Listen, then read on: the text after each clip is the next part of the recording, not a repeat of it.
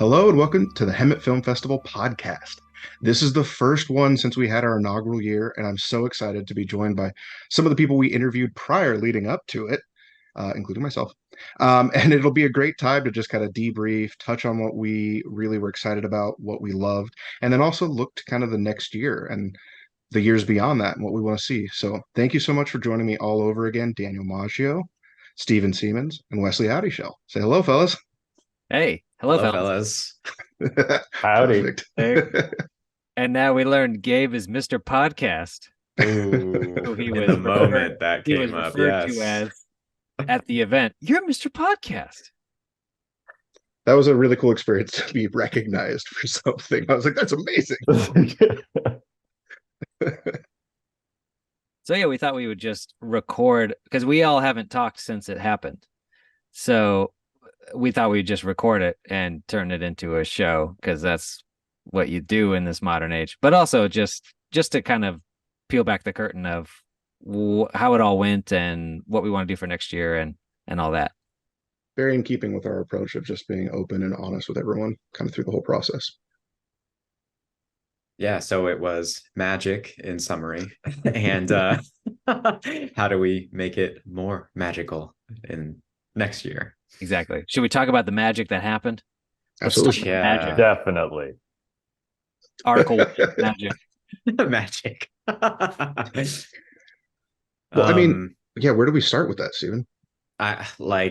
just conversations. I just sense like so much gratitude, like from people who I'd like met in the time of like living in Temecula briefly, people that had like launched a festival down there, and seeing them again here, and just how like grateful and how like missing this felt without even kind of realizing, like just like this community felt like so longed for. And from conversations I was blessed to share with people, and yeah, so it was like, I mean, I think we've kind of like said this before in various ways, but like Daniel, I feel like this was a heart baby of yours that you invited us into in a way. So I'm so grateful to be called a co-founder of what happened there, and glad to lend my hands and heart to this next year. Yeah, I feel like we had this idea maybe 10 years ago. I feel like when we all stopped working for that company in South Carolina and moved back and we were all kind of reconvening in Hemet, I think we were kind of talking about various things we could try to do in town, and the film festival was an idea. Like I know it was written on a piece of paper at some point like 10 years ago. Like that would be so cool to do. And things just take time. And this was like the right time to do it. And we were really lucky to get as many good films as we got as well to show. But yeah, kind of you're talking about the magic, but the opening night was so cool. We just opened up the theater from 6 to 9-ish p.m. and just allowed anybody who was a filmmaker or had a pass or whatever just to kind of hang out in the space and talk to each other. And that's where a lot of great stuff happened, was just people just getting to talk to each other that first night. I think, Steven, you kind of touched on it, but it did feel like there was a ton of people suddenly having this like exhaled breath of finding a community. There was all of a sudden, like in that first network of night, it was everyone we talked to was just like, oh, this is exciting. This is happening. I can't believe this is here. Like, this is something I've wanted. Like, there wasn't anyone there that felt like negative to the whole idea. And it was just such an incredible experience to be like something that was so inherently positive. Like everyone was just so excited to be there. Everyone wanted to share and everyone had these stories. And it almost had that feeling of like being a kid, like when you're really young and just be like, you're my friend, let's talk about stuff. Now we're friends again. Like when you're a little kid, everyone was like out of breath, excited to be sharing what was going on with them or what they had thought about, or I didn't know this was a thing. Yeah, we're not just hyping this up. I know it sounds like, oh, these guys started this festival and they're like, oh, it's so We're just great. trying to But sell you on next year and it was Yeah. made a seriously, film. it was wild. I mean, yeah, and you had mentioned Stephen, the festival director of Temecula. He came. Someone from the Oceanside Film Festival came to kind of just hang out, and then he was there all next day watching movies. So it's just really, really awesome. It's just so many filmmakers. So many filmmakers came out. Just a little stats. we had 49 short films play in 6 different hour-long blocks. Mm. And I would say around 30 of those movies had representation in person from people there. And we had some very special visitors from some faraway places. Yeah. That was a setup for somebody.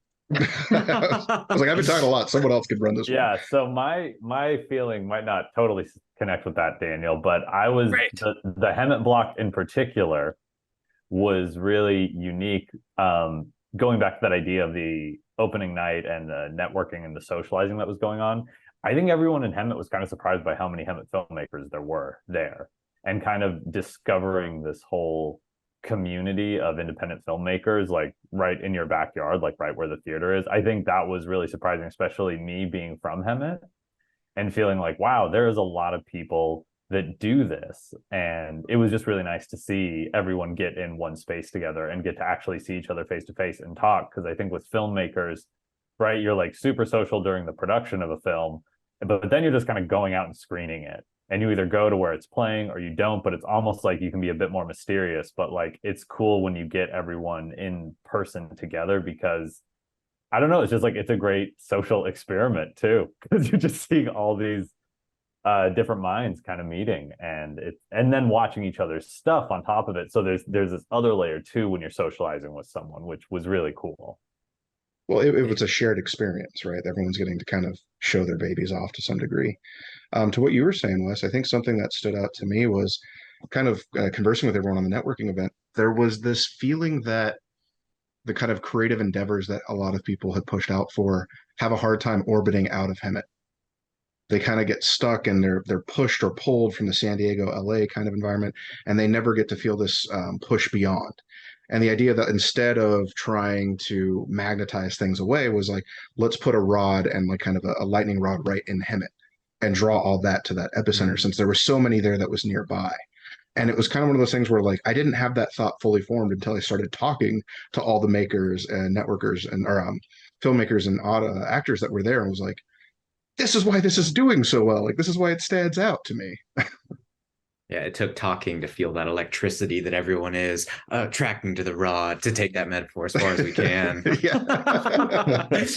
Everyone's soul coagulating at the center point. The soul nexus. Yeah. And such a cool space too. It's like that theater just has a vibe to it. It just has energy to it. And like I think everybody felt it being in there. Yeah, just like it feel like you were talking about, just like the quality of conversations, Gabe, on the mixer the night the initial night before the festival actually started. And like, yeah, just to be in that space, it's filled with ghosts, but on like the positive side of ghosts, like just good energy. So just to be in the space, it's so entertaining. To be there and share conversations in that sacred place. Love that theater.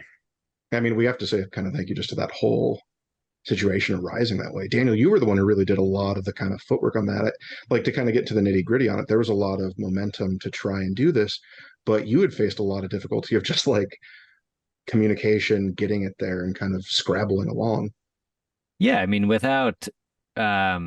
just to be completely honest about the experience, was that I would meet with a manager and we would set it up and we'd have like a date in mind and we'd like shake hands on it and write it in pencil on a calendar. And I was like, I'm just gonna hope this works out. And then that manager would just not be there anymore. For whatever reason. Like there was just a high turnover in various managers. And so I think I met with 3 different managers, and even the person that I signed everything with, he was gone like I think a week later after it was already signed and I gave him a deposit. But so luckily, I mean, thankfully he made it right and passed along all the information and stuff like that. But yeah, it was just, there were just so many times where it was like, I don't think this is meant to happen. Like there were like, you try to look at signs from the universe of like you're moving in the positive direction or you're kind of pushing against a wall. And there was just a lot of times when I was like, I just don't think this is meant to happen. And I think we got everything finalized in July of this year. So just Yeah. thinking about going from July start time to November 11th showtime is like not a lot of time to put everything together. But luckily, I think we were all overwhelmed with how many films were submitted and the quality of films that we got, and then just how many people showed up. There was like such a good mix of filmmakers and audience members. It felt even to me. It felt like the people in the audience were like half just people from the community who wanted to come support and see what was going on and what the heck this was, and then the other half were the filmmakers themselves. And that's a beautiful ratio. That to me is like that's the ultimate success of what we did, was that ratio of people. And we had over 150 people come out. Which is insane for like Yeah. year one. Yeah, that was crazy to see the Yeah. turnout. Like I didn't, because I had no expectations. I thought it could just be our family and friends watching all these films. Absolutely. And it totally wasn't that way, which was so pleasantly surprising. Mm-hmm. Yeah, Yeah. well, and I was involved in this degree, but I mean, I actually don't know who did this, but one of you guys facilitated a press enterprise article and publicity in that way. So, right on. That's magic from my perspective outside of my pay grade and efforts. So, I appreciate. So, I mean, yeah, it was surprising, but also, there was some easy momentum we all found, and I don't know where I'm directing that. Who gets to take credit for talking to press Daniel. enterprise? That was me. Dude, right on. Just Yeah. a shot in the dark. Amazing. I mean, that was weirdly like my mom texted me that. She's like, "Hey, you guys are mentioned in the press enterprise," and I was like, "It's legit." It was such a I didn't even know, and I was like, "Oh, this feels exciting." Yeah, Hemet Press is the only press, baby. Mm-hmm.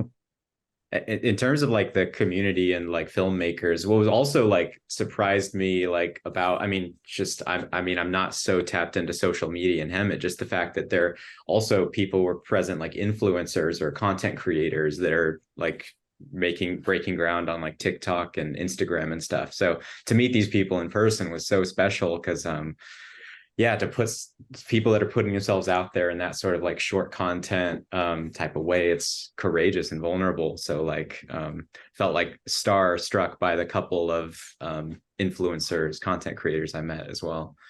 Yeah, it's this guy Kwanzi. Yes, exactly. He's one of those two I was talking great. about. Kwanzi with 3 eyes or something. You look him up, but he does this amazing TikToks about Hemet and like Hemet culture and like the Hemet Mall and all this stuff. He's so great. So someone, I think it was Harmony, Wesley's niece, who sent me a link to his stuff and was like, "You gotta make friends with Kwanzi." And so props to Kwanzi for just coming out. And he was like, "Oh, I want to." He had to like work one night, and he's like, "Oh man, I gotta be there." So he was just like, "I gotta make something for next year." And I think that's the exciting thing about that energy too, is like you see everything that people are making, and then you go, "Well, I need to make something now for next year." And also hearing people say, "But I want to make something good too." Because it's like it's gonna be seen in a theater full of people. It's like you really start to realize the very cool sacred pressure of having an audience, and how it just really ideally sharpens your skills, knowing like, yes. I almost feel like that might be the biggest metric of success for us, was that it felt like everyone we talked to and everyone involved was like, this needs to be longer and more. Like, this is so exciting. Like, there was no moment where anyone was like, this is a bit long. Maybe less next year. that never came up, you know? Well, respect to the people. Some people were there all day. Yeah, that was impressive. The people that stayed from noon till the end, I was very blown away by that dedication. Even the student block, they were there the whole time. Yeah, pretty impressive. It was some marathon sitting and content intaking. But there's good chairs in there. Mm-hmm. Yeah. Oh, super comfy. We got to talk about the chairs. Yeah, the chairs. Good Lord. All right. So the next 45 minutes of the podcast are going to be chair cast. Yeah. The loge or the front ones, whatever. They're all good. Yeah, the very cool little recliner chairs that rock in the back. Like the balance of what to figure out. So yeah, you kind of alluded to it, Gabe, but next year, yeah, we are scheduled to do 2.5 days next year as it stands right now. So we do something like a Friday night mixer, kind of what we did, and hopefully having an opening night movie that can show. I'm just gonna call it out right now. I know that a Ramona pageant documentary is being made right now, Oh, wow. Ooh, and that would be an excellent opening night movie That'd for be next year. amazing. So I'm calling it out right now. doing Babe Ruth right Yeah. now. Mhm. Yeah. Called the shot. So that's what aiming for. That's working for opening it next year. And then we'll have 2 full days, Saturday and Sunday, of showing movies, and we'll do a bunch of short films again, and we're just going to see what happens. We'll put the beacon out for feature films and just see what happens and what's being created. I know that guy Jordan, who made the pickleball movie. Mhm. Yeah. He's in pre-production on a pickleball feature film right now. So I'm just saying, people are doing stuff already. Yeah, and Jordan specifically had, like, I mean, just talking with him, like his master plan around his content and his production. Gosh, it's like the strategy of people and so like, yeah, just the foresight people are putting like into their artwork, their films, their visions, and just like I was amazed to just witness the uniqueness of voice, like, and quality of like skill in these productions, these films we got to see, like in the Made in Hemet block, the SoCal block. Just to have put together a festival that, like, where it's like, yeah, it's like to find these online, it's just like I don't feel like I would have experienced these had it not been for this festival. Well, without being trite, it's that like idea of finding community. Like a lot of people experience it with music, right? You discover a band or a type that you really enjoy. It could be hippie cream if we're kind of staying to conversationally appropriate, but it's one of those things where you might not then find an avenue to meet other people that are into that. But suddenly having a festival where you can go to, where you can talk to someone about why you enjoyed that or what stuck out to you, or have a pontification about it, suddenly you're finding a group of people who are very excited about the same stuff as you, and that is like worth anything we could have put into this. Yeah, that was very well put, Gabe. I don't know if it was, but thank you. Mr. Podcast. Bring in the heat. Well, I was Yeah, just go ahead, Wes. I was just gonna say, yeah, I think just the Hemet and SoCal. What was so funny to me about it was family and friends included all basically said the next day to me, that was way better than I thought it was going to be. That was like the genuine consensus of the entire event. And I thought it was hilarious because I had like no expectations, but I didn't think it was going to be like bad. I think everyone thought it was going to be bad. And it totally wasn't. So that was also like really nice to get that genuine pleased reaction from people when I think their expectations were like really low for it. Yeah, Totally fair. and I think it's also just a thing of like, I just don't think a lot of people know or have been to a film festival. Mhm. And there's not a lot of reference points. And then you hear that it's like, oh, there's a bunch of movies made by people who live in town or whatever, or in the area. And you could be like, really? Or like, I don't know about that. But then just being able to see that, like, I think what was really great is that everything we showed had so much personality, and it was like really like a true representation of who that person was as an artist. And it was incredibly diverse.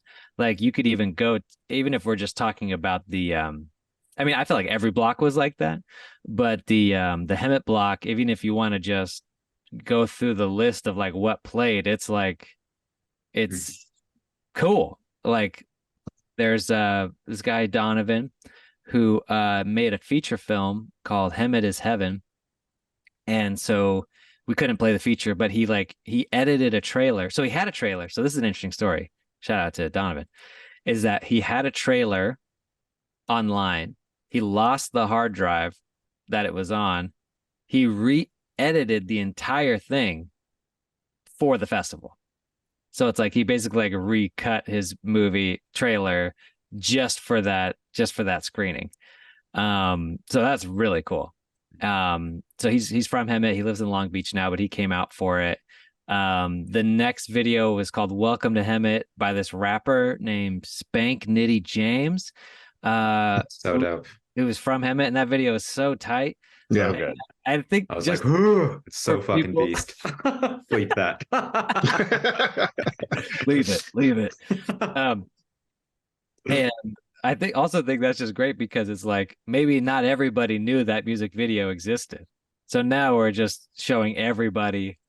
You know, there was probably 100 people at the Hemet block ish. Yeah, it's definitely the most populated But I block. mean, like it felt, yeah, it was packed. And so now we're just introducing everybody to this music video. And so it's a combination of like, you know, people submitting stuff, but then also just learning about people who are making stuff in the area and inviting them to play. So like the Hemet is Heaven trailer, I reached out to him and was like, can we play the trailer? Do you want to show anything? And then reached out to Spank Nitty James and he was like, yeah. And then Frank Jaramillo, who is a local TikTok star, he made like a compilation of his favorites and he showed them. So he was another person that we reached out to of like, hey, do you want to show something? That one was great because my mom that was one of the first ones she talked to me about the next day. Where she was like, "I didn't know he was just so funny." Like she started reciting back to me some of the skits from the thing of like, "That was so great when he did that thing. Reminds me of your dad." I was just like, "Okay, And that's just like play the crowd pleasers. You know, yeah." it's like that guy, he's so talented and he's so funny. And so it's like, yeah, his stuff is going to play great to a packed audience, Mhm. which I'm sure he's never seen because it's all on TikTok. I mean, after that, we had Straight to the Moon, and that had a really that paid off really well. Actually, like I was in the back of the audience, and I was like, "Let's see how that like the delivery like lands for everyone," and it was just like everyone got it, which was kind of great. Yeah, that was a fun one to see the Yeah. audience react on. And he's a teacher at West Valley. So he's a local English teacher who found out about the festival like a week, like 2 days before it was happening. And he's like, can I play my movie? And I was like, I don't know, dude. He's like, it's 3 minutes. I'm like, let's see it. And then so we were able to program. I'm so glad he reached out. And so Shot on film as well. Yeah, Very it was interesting process. yeah, on film photography as like a silent film. Yeah. So it was super cool. I mean, if we're kind of hitting on the list, like we can probably skip the next one. It's kind of maybe the weakest of the bunch, which was the Big Book. Yeah, that was terrible. Yeah, I don't think we need to talk about that one. Less said the better. It wasn't quite a shoe in. Yeah, it was. We were like, Yeah. We were filling time. Yeah, we had to Bobby fill Hart. time. You need fluff. Yeah, okay. This was the movie I directed. Okay. So if anyone listening doesn't know what we're talking about. But it was all shot in Hemet and you know, featured a lot of people and including Frank, who is our TikTok star. So it was really fun to like show all his TikToks beforehand and then have his cameo in the movie, basically playing a guy who's like committing insurance fraud and he's like filming himself dance in the park. So it was just like a perfect setup. Slam dunk. Doing hit a couple more in that block. Sure, Just yeah. kind of cover through. Yeah. Rick Baker. The yeah, one right Rick before that Baker. was Messenger, which I Oh, don't yeah. want to leave out because it was a really good one. And talking with the director, Newman, Lavelle Newman was like, it was so cool having him out there. He was so excited. Two of the actors from it, him and the one that plays his daughter, were both there, and like, it was that kind of level of when they came out. It's that first hit of like, oh, they're so energized to be here. Like, okay, like, you know, it's hard not to get that reciprocated back to you whenever someone's like so excited, because you don't want to be the person who's like, hey, we did this thing, and then you're just droll the whole time, right? You want to be meeting the energy back, and so it was so exciting, and I could genuinely tell that seeing that played in front of people was like awesome for him. Yeah, Lavelle was, gosh, what a beautiful soul. Like just talking to him briefly, I look forward to seeing him again. So kind and a great guy. Yeah, everyone I engaged with at the merch table was just so genuinely happy to be there. All the filmmakers were just like so stoked on participating and getting to talk to like other filmmakers or just attendees. Like there was just such a good general buzz about the place and with people talking and stuff that just felt like just really genuine and really pleasant. Like it felt like everyone was there to just kind of have a good time and like have good conversations. And it was just really, really, it was a very positive environment to be in. Yeah, I don't think you could put it better, Wes. Thank you. So yes, Daniel, the one you were starting to talk about was the Rick L. Baker block where we had Go Home and Sweet Little Thing. Yes, a Rick L. Baker horror double feature. So Rick is he's a local artist. He puts on a haunted house every year. He is a makeup effects makeup artist, and he does a radio show that he writes, an original radio show, and he's a filmmaker. He's just like the busiest, most industrious guy, and he's so sweet. And yeah, so we were really happy to play two of his horror shorts in that block too. I had a fun interaction with him when during the day of the festival. He got in on like midway through the day. He was like, I was going to be here earlier, but I was building some stuff for my next movie and nothing would work. Like he was trying to build it and it was just that thing where like nothing's really working, nothing's like holding up, everything's falling apart. And he's like, I finally just had to step away because I was about to tear it apart with my bare hands. And I was like, all right, that's a good energy to bring in. Thanks, Rick. That's a perfect Rick story. Yeah, exactly. I do nominate him to be the first guest. Oh man, I would love that. It'd be so fun. Absolutely. Yeah, I was so absorbed into his films. Like, what a Hammett talent. Like, and yeah, I guess like, yeah, everyone's unique voice in that, but like his particularly, it's like those, I'm grateful to experience those because like no other films like that I feel like exist. And it would take a while to, I think, my finger on what it was, but like, so it's just like, it's such an exclusive opportunity, like to experience movie that like is worth seeing and you can't see it anywhere else, especially in a context like we're talking about. I think if you don't mind me kind of synthesizing off that, Stephen, too, we also had a versatility of age and talents there that was really impressive. You know, Rick's a great example of someone who was, you know, kind of an adult. He was not a student who was sending in their work for us, but everyone had these amazing abilities and talents and skills, and everyone was sharing them with each other and conversing the whole time about it. It wasn't a blocked off or kind of held above someone's head. And that's kind of what I got in talking with him and interacting with those people.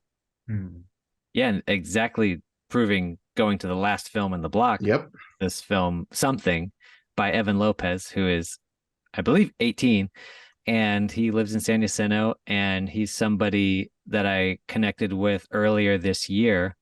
And so he's like the closing night movie for a couple reasons, but basically he made a documentary about the local punk scene, and it's a very like fly on the wall, very frenetic, very like almost like a diary.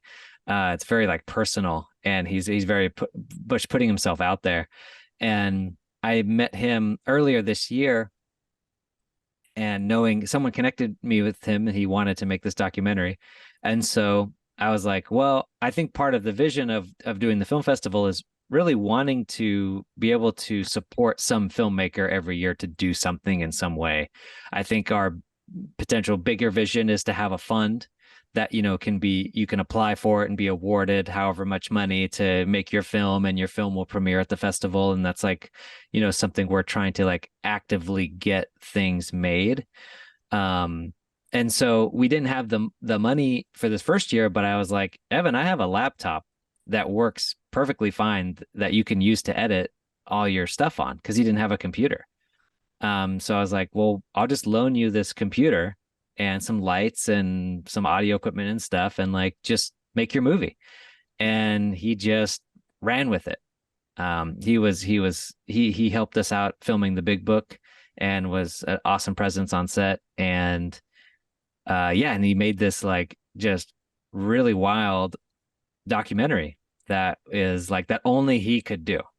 And he's definitely, it was kind of an invitation to the rap and just party at the end of it, because it was definitely like high vibe, real big, real loud, high energy.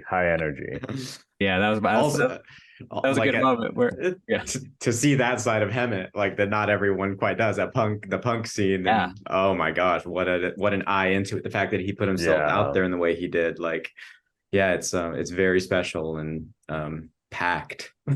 Yeah. So we were just like beyond thrilled and proud to like have to support Evan in that way and have that be the film that closed out the whole thing.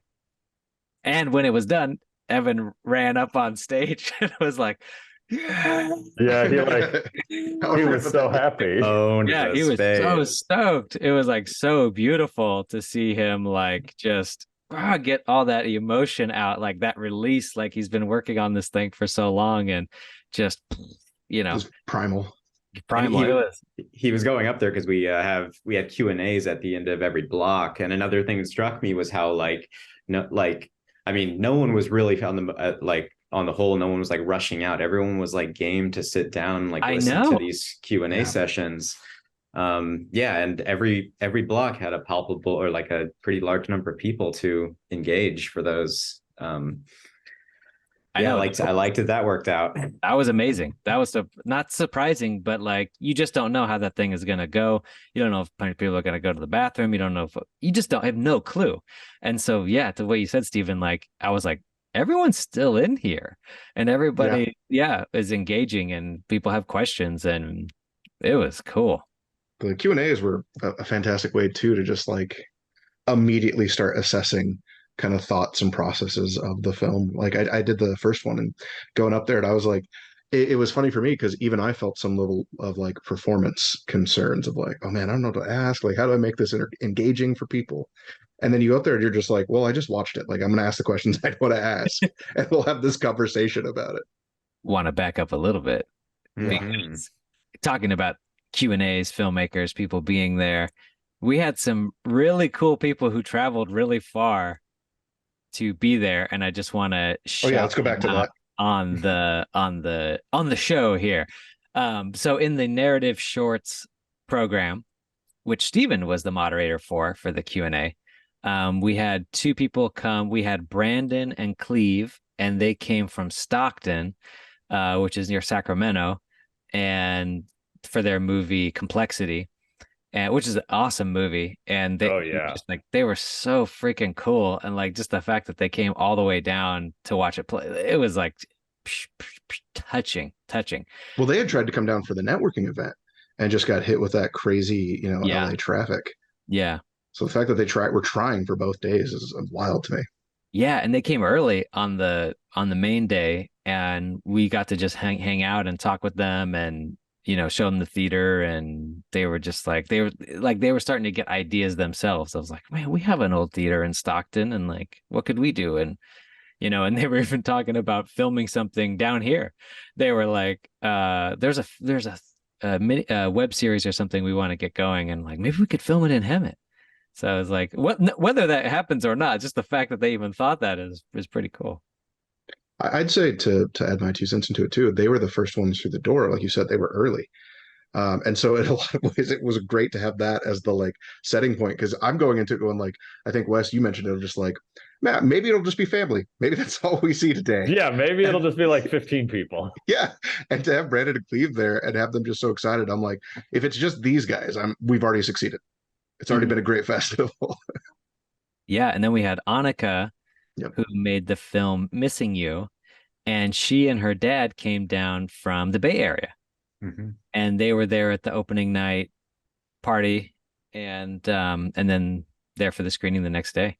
So that was just, but they flew in, they flew in, so that like to Orange County or something, like real Hollywood style. Ontario, yeah.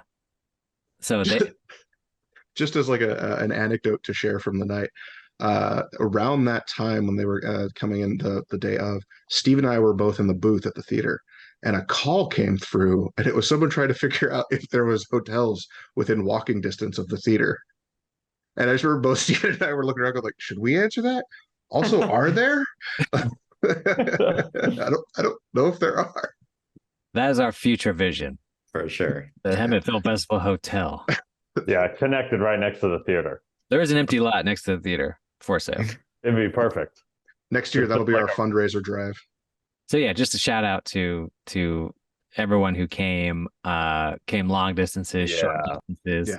Yeah. Because even coming from somewhere in the Inland Empire, that's still a drive. It's still a trek. Like it's no small thing. Yeah. Unless you're in Hemet, you had to travel. So it's like was so appreciated for anyone to get in fairness, car. Have you had to go from East Hemet to West Hemet? I know it sucks. Yeah, good point. Driving that point. Yeah. Driving across Hemet sucks. All those right turn onlys. Yeah. I wanted to mention, but I'm hesitant because for the film that played in that same block, what is the Forgotten Place? Forgotten, yes, Gotten. I didn't want to say it wrong, but so the Forgotten Place was so like, I mean, that's just such a quality film, and what a story behind it to hear during that Q&A of everything it took to make that, like starting out as a stage play and eventually being adapted, like the way COVID affected the production that really added to it in a way, like in terms of the appearance of characters and how that plays into it. And then to hear that like this film that's been like you look at the social media for this, and there's like laurels from so many film festivals, and it turns out that Hemet Film Fest was the last festival this film played at. And it's like, we got to send this film off that's had such a life and such a story. Hoorah. And one of the producers lived in Hemet for a bit. Cool. News to me. Yeah. Great. There, see, all the connections. You just never know. Everything comes back, Hammett. Yep, just like how L. Ron Hubbard hid out in Hemet. Yeah. We could do a whole episode about L. Ron We Hubbard. could do a whole episode. That's for our other podcast. Yes. I feel like us as the co-founders, what we owe the people submitting films to this for, like we owe them like the best effort possible to get the word out, to really like have a full theater. Like that would be amazing, like for 2 days straight, completely packed theater to enjoy films and experience these Q&As and connect and everything that's possible from that. My goodness. Like, so we'll just do our best to fill that thing out. Yeah. And for as far as next year goes. Yeah. Exactly. Yeah. I'd say, I mean, it's kind of maybe the obvious one for me, but as we lead into next year, I really want to expand the podcast's ability to kind of help drive momentum, but also awareness for the filmmakers and people that we'd want to talk to on it. I really want it to be a place where the creators have a chance to keep putting that voice out there, and then hopefully, keeping with some of the earlier conversations, like pull in the orbit of people who maybe wouldn't have otherwise heard about it or wouldn't know about the day and things like that, and just have it be a something more than an echo chamber. Yeah. And I think there was this really interesting balance that we tried to strike the entire day, which was watching movies and hanging out. Mm-hmm. And those were just equally both important things that the festival was providing for people. And so I think that's the sweet spot to continue to try to hit going into the future. And I think it being the first one, just experimenting with, okay, well, let's just try to show as much as we can. And you get these little tight windows where you're trying to do a Q&A for like 15 minutes and then a 15-minute reset. And then you got to get going again. But then people want to talk, and people want to talk to the filmmakers beyond the Q&A, like they just have more questions or just more curious, and like just giving them the opportunity to talk to people, because people just came up to the filmmakers a bunch. Like they would just come up to them and just start talking to them. So I think just continuing to find that balance and knowing that that is such an important, that's, as important as showing movies. Yeah, I fully agree. I also want more Beaker branded merchandise. I want Beaker branded coffee. I want sweatshirts. I want t-shirts. I want fanny packs. Beaker beans and beanies. Beaker beans and beanies. I want Beaker to be on so much more stuff. Yeah. So do you think doing coffee next year is in the works, Weston? Oh, definitely. I was already talking to Izzy about it yesterday, and he's so down for whatever we want to do in terms of roasting a special coffee for the next festival. Excellent. Wow. Yes, Izzy is a coffee roaster in Oakland and also from Hemet. And he just wants to help and provide us with coffee. So we're gonna get them. We're gonna get them beans. So yes, you're hearing it first. We'll have a custom roast. So we'll have a film festival. We'll not only be serving coffee to drink, exactly, which people need if you're gonna be in these chairs all day. But you have beans, roasted beans for sale, maybe with Beaker's face on them. Yeah, maybe every bean.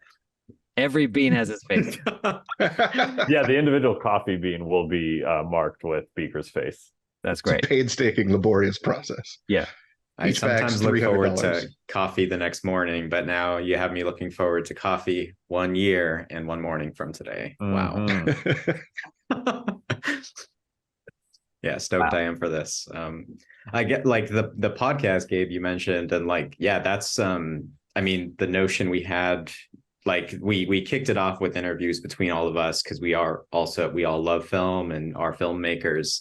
And but like the vision we expressed that we get to propagate forward, Mr. Podcast and all of us, to like share this load of like interviewing the filmmakers from that, seeing what everyone's up to. So to do these however long interviews with the filmmakers, to make it not an echo chamber, like you said, to really like expand what this podcast can do. And I think that's going to be a big aspect of promotion is, yeah, there's going to be so much content that can exist, like that we can pull from and take snippets and to promote filmmakers in addition to the festival.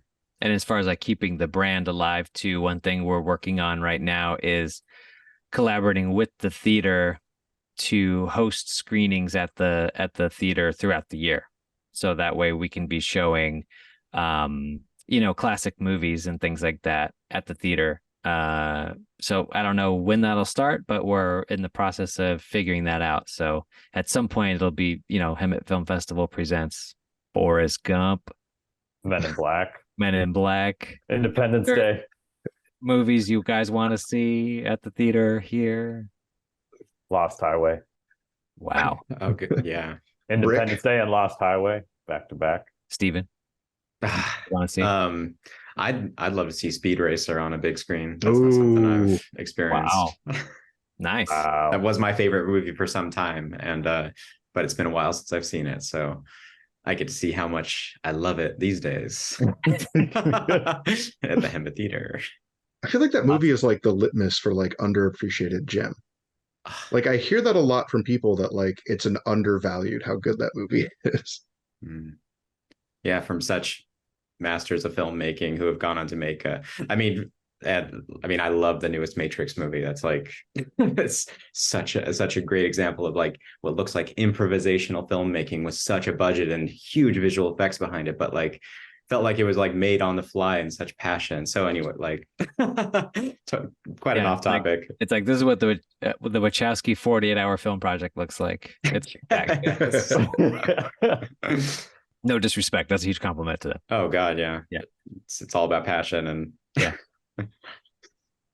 So yeah, that's something we're working on. So stay tuned for that. We'll post about it whenever we have a date and a screening lockdown at the theater, and yeah, we'll be there hosting it.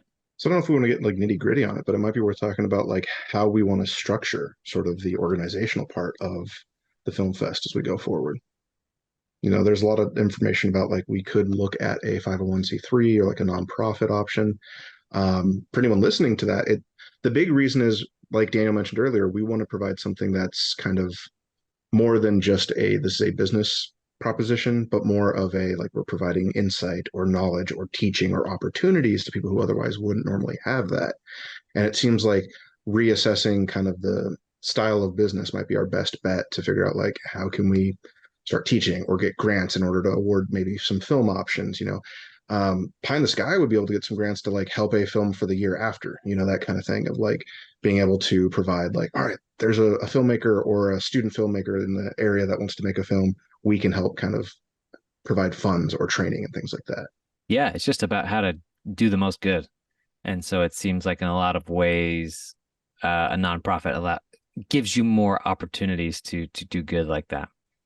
And just to, like from a business standpoint, there was like the theater rental, there was like printing, there was we commissioned the painting from Sportelli and we got a big backdrop printed and stuff like that. But we covered all our costs for the festival, for this first year, which is amazing. And I don't think that was better than we thought we'd do. Yeah, I mean, I don't think we really had an expectation of like we're trying to make this much money, but more just like realistically, like this is what it's costing as it's getting closer and closer.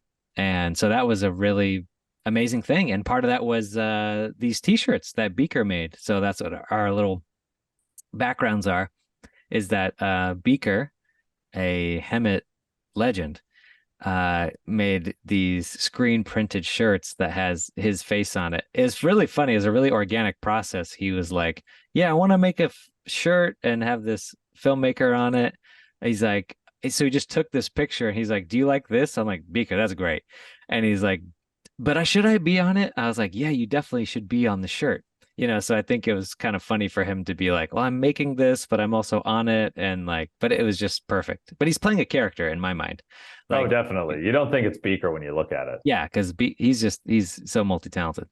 So he designed it. He hand screen printed maybe 50 shirts. And that we were able to, sell at the festival. The profits went to Beaker. Just to be like, hey man, you're so talented, you're so good at doing this. Like, let us be your client, let us hire Beaker to do this. And so he's already, stoked on next year, and we'll figure out some other design for him to do next year. He's got a lot of ideas already, so it's very exciting. Yeah. Yeah, and we'll try to get a different like artist to do a poster for next year. So I think that's also part of the intention, right? Is just always finding different artists and local artists to do stuff, to create stuff for the festival.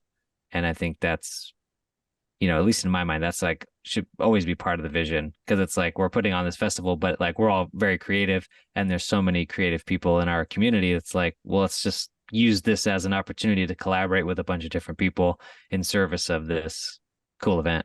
I did have one merch idea I'd like to pitch. Okay, let's do the merch pitch ideas now. Okay. It's been my dream for a very long time to make a map of Hemet, and on the map you have where every liquor store and every church is in Hemet, and you have them outlined kind of graphically so you could see that it's probably 1-to-1.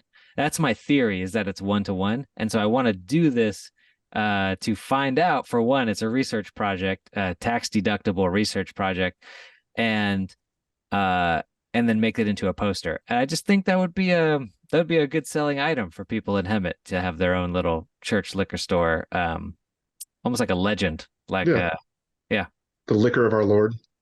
That sounds good. Yeah, that's good. I like that. I like that it's tax deductible. Yeah, I mean, it's like 2 bottles as a That's the other thing. If we keep doing a video podcast, as long as we have it on at least one episode, you could say it's a prop. There you go. That's right. I'm currently working on a prop, which is a sandwich. This will be speaking of our profits, this is where we look to invest all of our profits into this merch. But like, it's all gonna go. Everything. Graphic designers, like 10 graphic designers. No, but I mean, I wanted to speak to profits. Like, seriously, like we all are, it feels like, willing to put our own money on the line and invest into this. But like the question of profit, like it'd be awesome to like for us all to individually make money, but like more importantly is how any amount of money can go back into everything we've talked about, supporting students, creating like greater learning opportunities, making a better festival. So it's like the nonprofit route makes so much sense in terms of like where any profit would go as an intention. Yeah, it's sustainability. It's just the idea of like we really just make sure there's something that can stay sustainable and support people. Like I should say, support external people. Cheers. Yep. It's about the kids. It's about educating the children. I do like the idea of branding. Does anyone else have any like thoughts on some branding? You mentioned the beans. I think that's a great idea. Yeah, so coffee. Yeah, like this logo on a bag of coffee beans. Holy crap. Yes. It looks really nice. I'm sold. Yeah, I'm but it's gonna have to be different for next year. Yes, it will be. Yeah. But again, like I like the multicolor kind of has a rock to it. Everything's cool. Yeah, it's nice. Yeah, someone was like, "Oh, this is so great! You guys made all this, like all these graphics and stuff. You can just use them next year." And I was like, "No, we're gonna have a whole different theme. We're gonna have a whole different look, and a whole different. It's like every year there should be some new, like whatever feels fresh and exciting at that time, and whoever we know and whoever we want to collaborate with, and." It's like it's always malleable. It's a living thing. Hemet Film Festival 2024 pickleball gear. Can we get Jordan to pick up? That would be good. Yeah, but he's got to pay for all of it. Of Oh, yeah. course. Listen, I'm staying. This is a meeting. Like, what's he any other ideas for merch? I am searching. Gotta search deeper. Yeah, it's a bit of on the spot, but I don't know. I think it's kind of cool. What opportunity? We had the Hemet is Heaven stickers got thrown onto the table to sell. Yep. Yeah. Hey, People we should love make our those. own.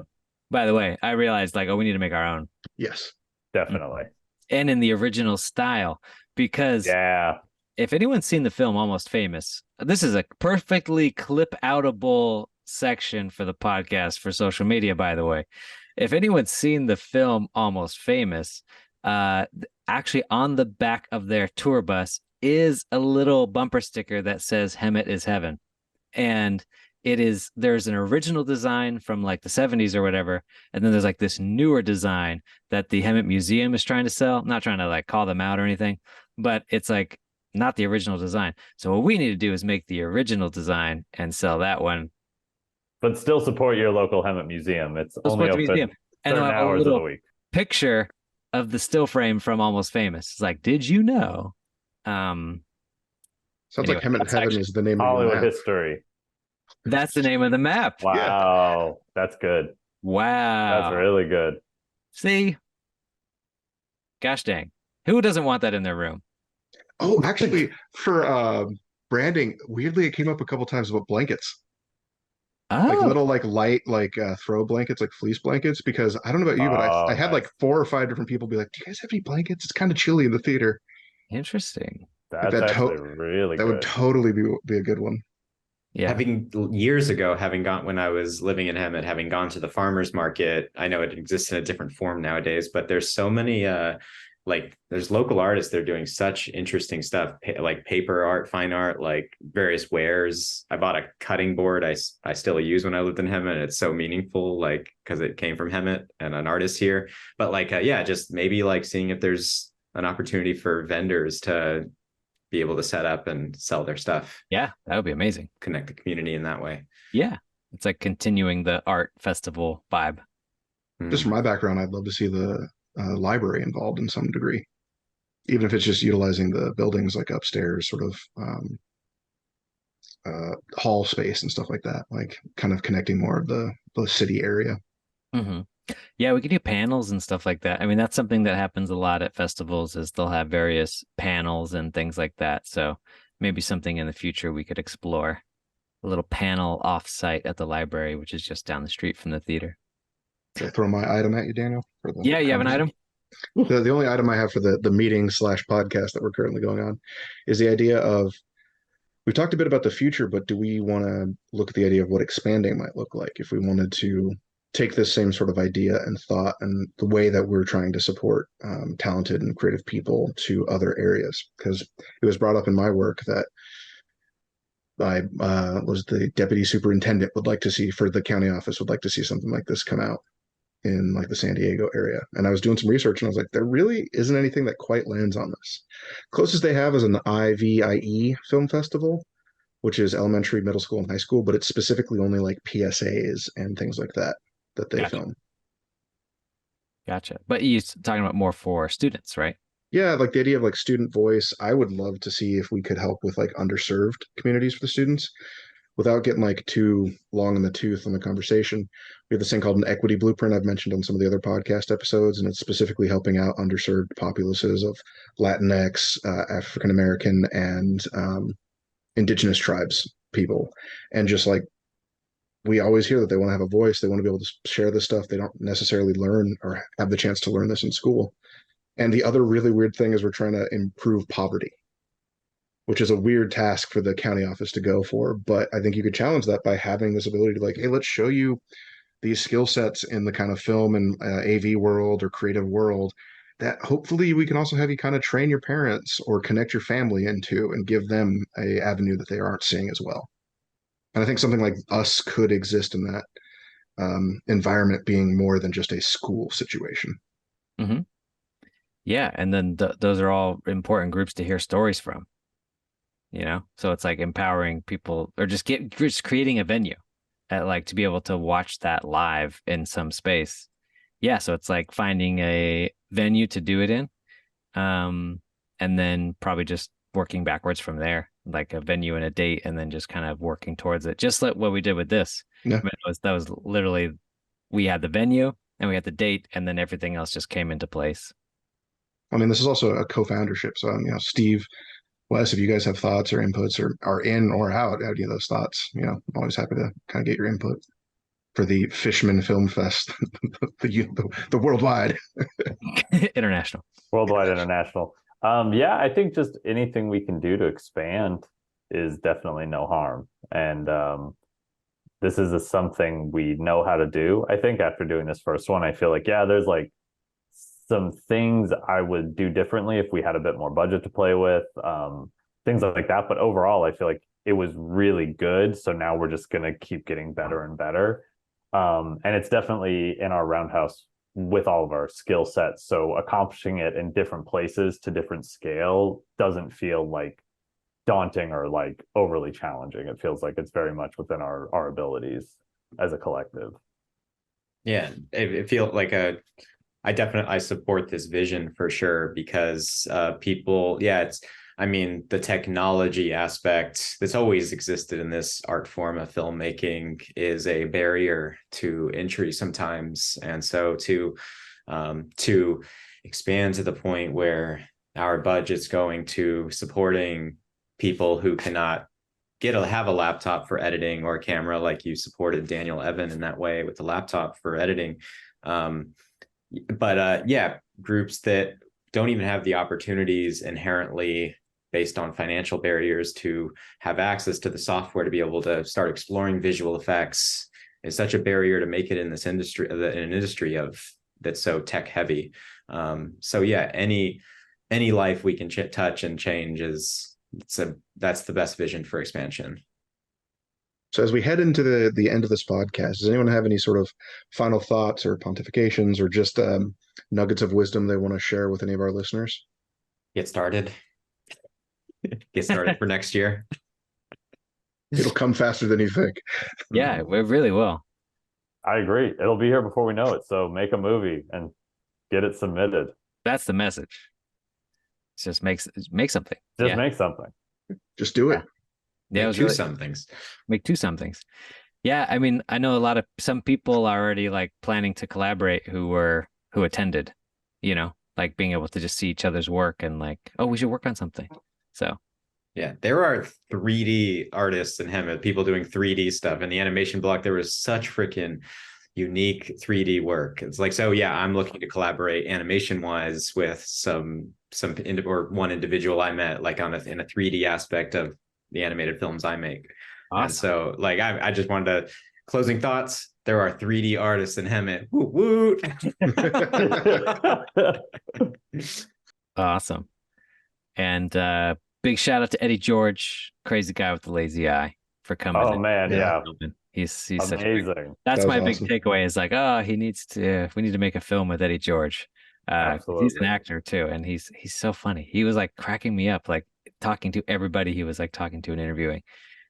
I'll say my final thought is please reach out. We'd love to have you on the podcast. We'd love to keep this story going and this conversation alive until the next year and have some episodes along each path. So reach out. I'd love to talk with you. Yes. And we will start that tradition right now by interviewing a certain filmmaker. So I think this is my surprise for y'all. I think it goes without saying that the standout number one crowd pleaser at the festival was this documentary called Tropical Mind. Yeah. Oh, definitely. Yeah. Yes. So I think it was we weren't going to do any awards for this first year, but I think it was just kind of decided, just agreed upon everybody that Tropical Mind, we are announcing now, is the grand jury prize winner. The only award we are giving out for the entire festival. We're giving it to Tropical Mind. Absolutely. Made by Bryce Mackie, who lives in Minnesota. So I had the pleasure of talking to Bryce Mackie on the phone earlier today. Really? Yes. And he was insanely thrilled that that just the movie played to a good crowd and people loved it. and now it's in an award-winning film. And I and he said his dad is like so stoked on like what's happening with the movie and the success of it. So Yes. it's like Bryce made this short documentary about his dad and his backyard. And so what I would love to close this episode with is a short interview with Bryce, and then to be able to host Tropical Mind on our site as the featured film, to accompany this episode. Yay! So, Cool. Yes. so we will now sign off. We will show this short interview with Bryce, and then Tropical Mind will be featured on our site, which is the grand jury, the number one, the winner of the Hemet Film Fest A1 absolute 2023 best. is Tropical Mind. Tropical Mind. So, hey guys, good job. That was awesome. That was so amazing. What we were able to pull off, and I can't wait for next year. Yeah, great job, all the co-founders. Everyone really stepped up and did great. Miles isn't on this episode, but I also want to honor him for being one of the co-founders and being involved. And everyone just crushed it. So thank you, everybody. All right, congratulations, Bryce Mackie. You are the winner of this year's Hemet Film Festival with your movie Tropical Mind. And thank you for joining us. Yeah, well, thanks for having me, guys. This is seriously, it's amazing. It's awesome that it got into your film festival and then it ended up winning. I mean, I'm just thrilled, and so is my dad, the star of the movie. So Awesome. Yeah, so maybe that's a good place to start. Maybe if you haven't seen the movie, it'll be up on our website. But maybe you could just talk a little bit about, I don't know, how the project came to be, and yeah, maybe how long you're. Anyway, yeah, tell us. yeah, I'll try to tell you everything, man. So I think it was like 4 or 5 months ago. I got a new camera, and I was like, I don't have a script for anything. I don't have a movie, but this camera I'm going to use as a catalyst and a tool to make another film. I hadn't made a movie in a while, like with a camera anyway. In that regard, in years, really. I mean, I've made small videos, put them on YouTube and stuff like that, but nothing with an actual like camera. Everything was on my phone, and then I got motivated to do it after I got that, and I was literally at my house in Kalamazoo, Michigan, and I wasn't thinking about making a movie. I wasn't trying to go, what movie can I make? And then it just hit me. I was like, I got to make a movie about my dad and his back deck and all the stuff that's there. And he spent about 2 years, and he still is adding to it. My poor mother. Um, but he's so creative, and that's his outlet. That's his therapy, which he talks about in Tropical Mind a little bit. And I love it. I'm proud of the film. And we filmed it in like under an hour. I mean, the first take from the TV shot, until the whole tour of his crazy back deck was, one take. There was no rehearsal, there was no script, and my dad was just ready to go. I was like, do you want to talk about what we're going to shoot? And he's like, no. And I was like, do you know what you're going to say? He's like, no. And I was like, all right. Well, normally when I make movies, this was to take 2 or 3, sometimes 10, and with him, he nailed it. And I was like, I'm just trying to film him. I was like, okay, let's capture this tropical back deck. And I called it Tropical Mind because he wears tropical shirts.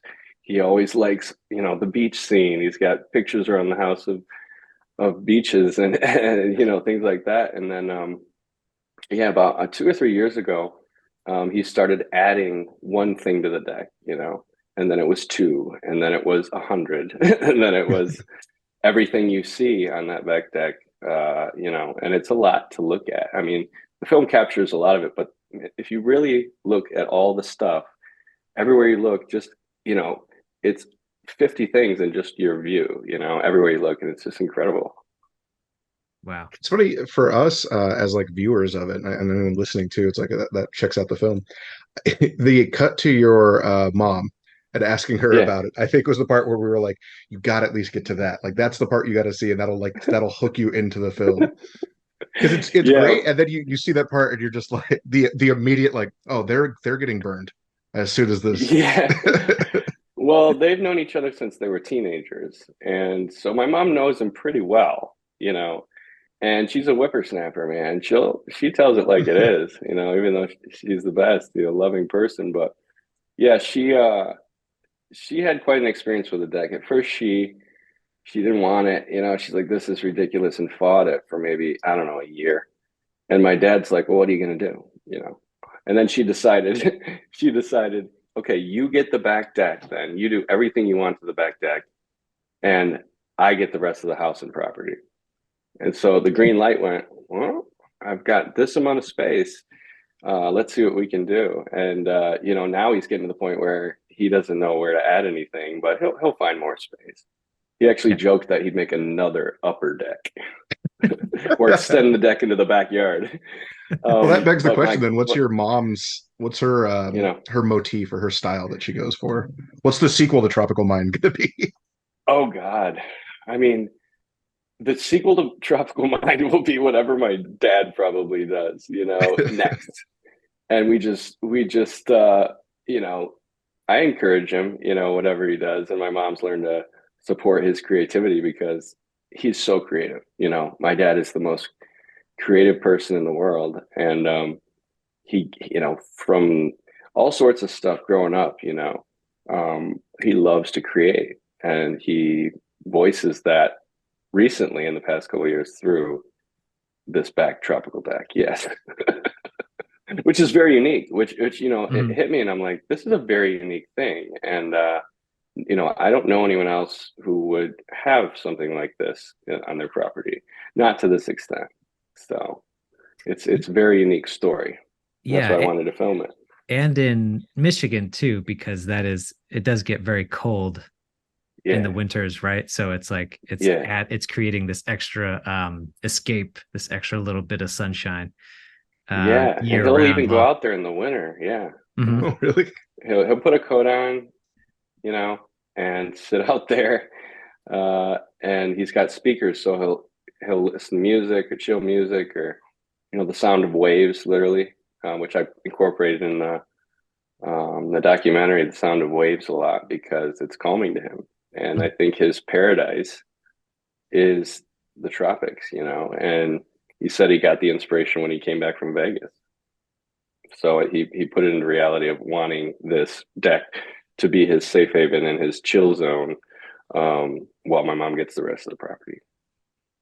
And I think what's really sweet is that you were kind of explaining to me when we talked yesterday about how your dad is like your filmmaking partner in a lot of ways. And that he's very supportive of you and your film projects, and is very excited and thrilled about this movie and what's happening with it and where it's playing and all this stuff. And so I think for all of us, that just made everything so much better, that because it's very easy to watch the movie and maybe think like, is this like a laugh at your dad or something like that? But it's the fact that he's so excited about it and so in on it, just makes everything that much better, in my opinion. Like it's so sincere, and it's like a lot of love. It's so much love. And so I think it makes an audience like appreciate it. I know it made all of us love it even more.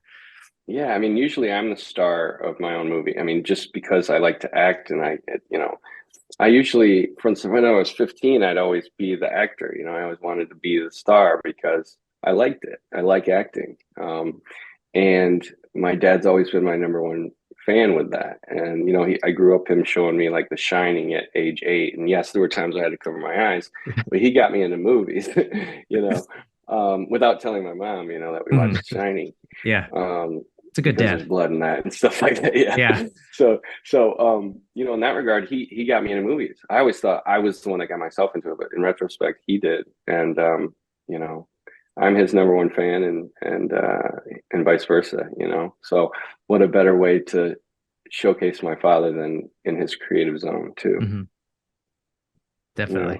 Yeah, we were just kind of saying before you jumped on, like your movie and your story and everything is really like the epitome of like everything that we love and are kind of looking for from films that we get and that we want to screen. Yeah.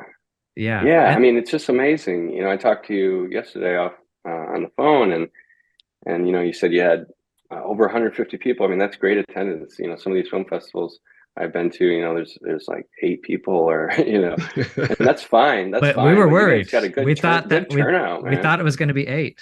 You know, Yeah, we we were were like, we maybe had a no family. idea. No, that's why I asked you. I was like, Yeah. well, how many were there? Like, you know, Yeah. but and then you said there were 80 entries, like, Yeah. and you showed 49. Mm-hmm. And then you said that we won. I was just, it's such an honor, you know. It's like, and you know who's loving it the most is me, but really my dad, because you know he is the #1 fan of this movie. My mom will catch him watching it sometimes, and why wouldn't he want to watch it? He's so intelligent. He's so creative. He's hilarious. Yeah. And when you get all that together, he's so captivating, and he's so humble. I mean, he really is one of the most humble people in the world, and I really look up to him. And he's soaking this up, and Wow. in I a think very there's some positive, nice sense, a humble sense. well, yeah, that's the thing is there's a sincerity that comes through in it that I think makes it kind of poignant. Like about 3 minutes in, when he's talking about, you know, like his job and kind of just like this is the outlet to be creative, and Hmm. you can definitely feel that they're just like, yeah, this is my thing, that like this sanity, this gives me comfort and like helps, you know, push me through things, and I'm like, okay, I want to find my tropical mind, because that's like that's Yeah, awesome. Like Yeah. that's such a cool, poignant moment that doesn't feel, you know, like no one's pushing for it. It's just a natural occurrence in the film. yeah. I mean, my whole life he's done creative things. He didn't make movies. That's my creative outlet in writing and poetry and stuff. But he always finds something, you know. And you know, as a kid, he would put all sorts of stuff on my walls in my room as a kid, and stars on the ceiling and cutouts of magazines and designs, and he would create my room and become almost obsessive about making it incredibly creative and fun.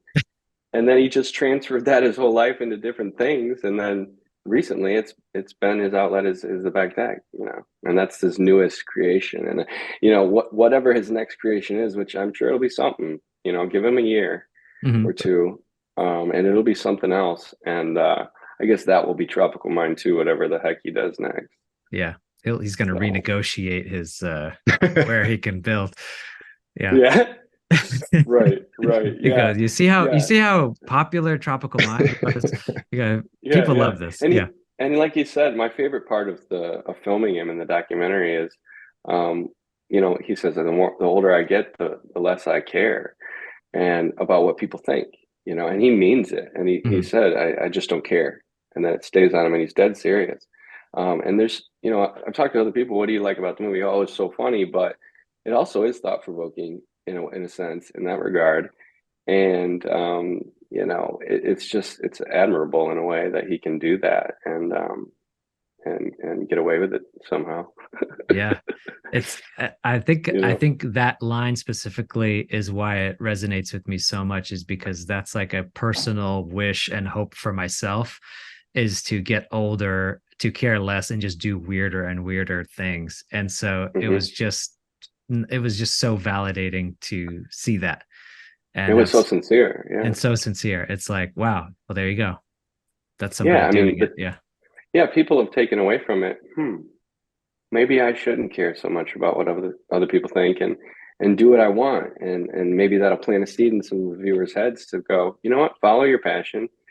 You know, if it's healthy, you know, Yeah. do it.